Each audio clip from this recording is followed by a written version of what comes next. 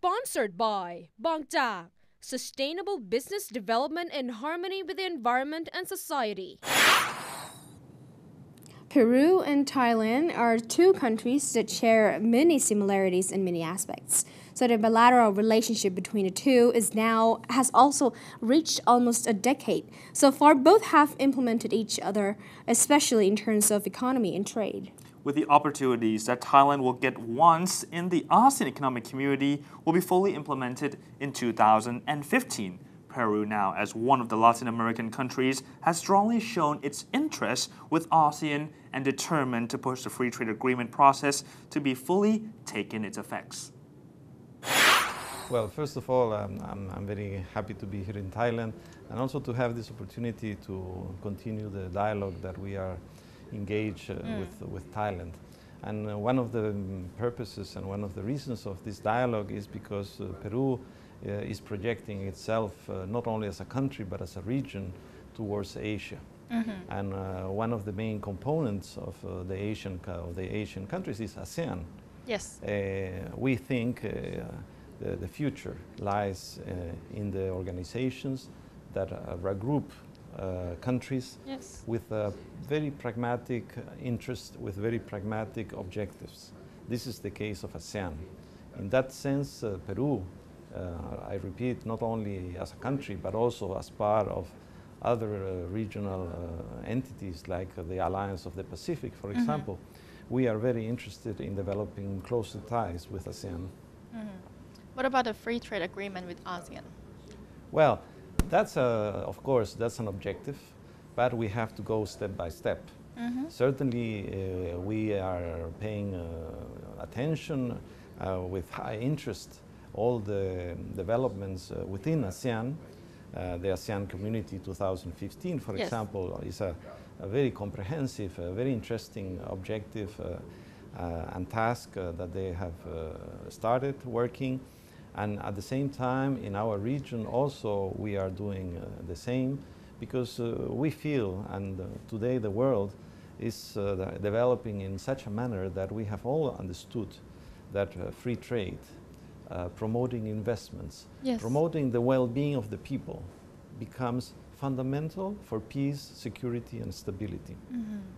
So what are the opportunities that Peru is looking for in ASEAN? Well, traditionally, Peru has had a long-standing friendship relation with Thailand. We are already celebrating 47 years of diplomatic relations. And in that sense, we are looking forward a further development. Our trade has increased 33% in the last year. We are now an overall trade of around $500 million. And that's a very good sign, a sign that today we are seeing a very dynamic economy worldwide. And in that sense, we have to praise the fact that there are some regions that have been affected by the financial crisis, but other regions, this has not happened, are growing. And in that sense, we have to profit from this very good moment for the economies of Thailand, the economies of Peru, and in general, the good results that we see in Asia have also promoted democracy. What has happened in Myanmar, for example, is a very good example of the trend, a very positive trend, what is happening today in the world. ASEAN and Latin America are expanding regions with high growth potential. So both share many similarities, as mentioned, such as having a huge population and enlarging markets through FTAs, or free trade agreements. As well, there are opportunities and challenges in promoting a freer flow of goods, services, and investment between the two regions that investors can benefit from each other. However, the overwhelming consensus is that the opportunities outweigh the risk, and this has to be taken care of step by step. When you try to put regions together, we have to go step by step. What we feel today very strongly is that we have to start by the beginning, and by the beginning we mean that we have to select, if that's the word, we have to profit from the possibilities of who's the countries who are really committed to this kind of enterprise. In that sense, we feel also that, for example, the Alliance of the Pacific countries, which is Mexico, Peru, Chile, and Colombia, is a very dynamic, very comprehensive, small group of countries, but they represent a good and a very positive ideal, which is working towards a free trade market, working towards a free trade zone, the liberalization of the flow of people, capital, services, and that I think is very important. So I would say, as a personal view, that I will start first with this kind of contact between the countries of the Alliance of the Pacific and ASEAN countries. Of course, afterwards, ideally, we could look for a bigger interaction, no? So when you see ASEAN, what do you see as a Peruvian? When you see in ASEAN, what do you see in there? Like benefits, opportunities, obstacles? No, the opposite. What I see, and let me tell you that yesterday I had a very interesting conversation with the Secretary General of ASEAN in Jakarta. Yes.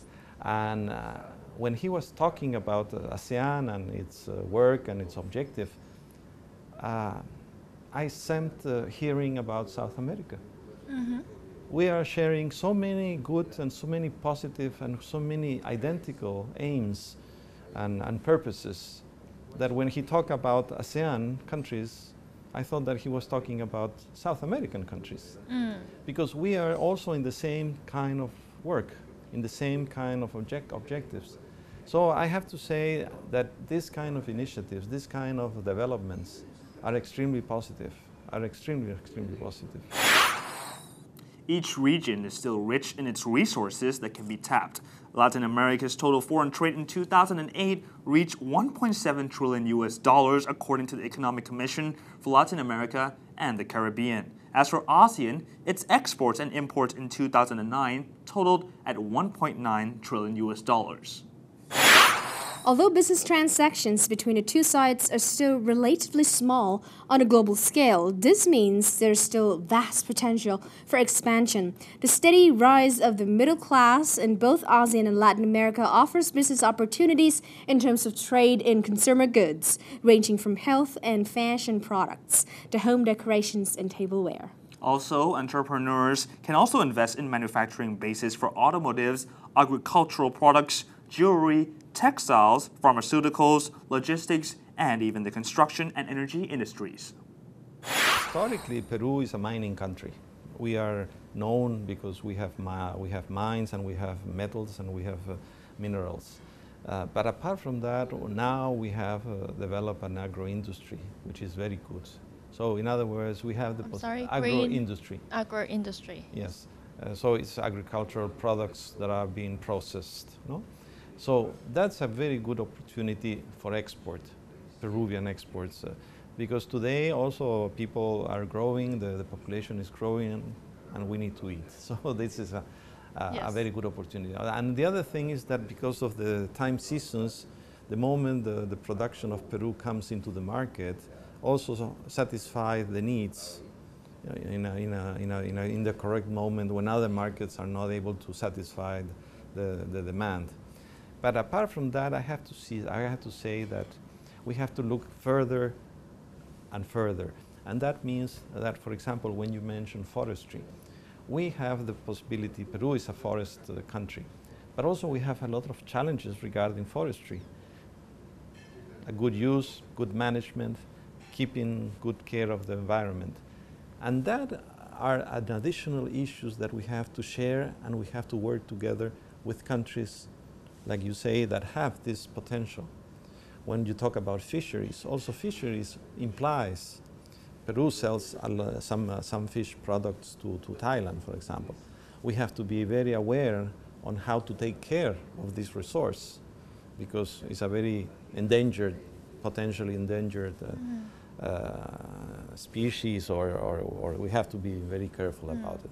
So when we talk about the business opportunity, the product opportunities, we have to see the big picture. And then when we talk about a free trade agreement, we talk about that. Not only the possibility of selling and buying, we talk about the possibility of having a partnership in all the sense, in taking good care of the resources, taking good care of the environment, and of course, having a mutual benefit. What about in terms of tourism?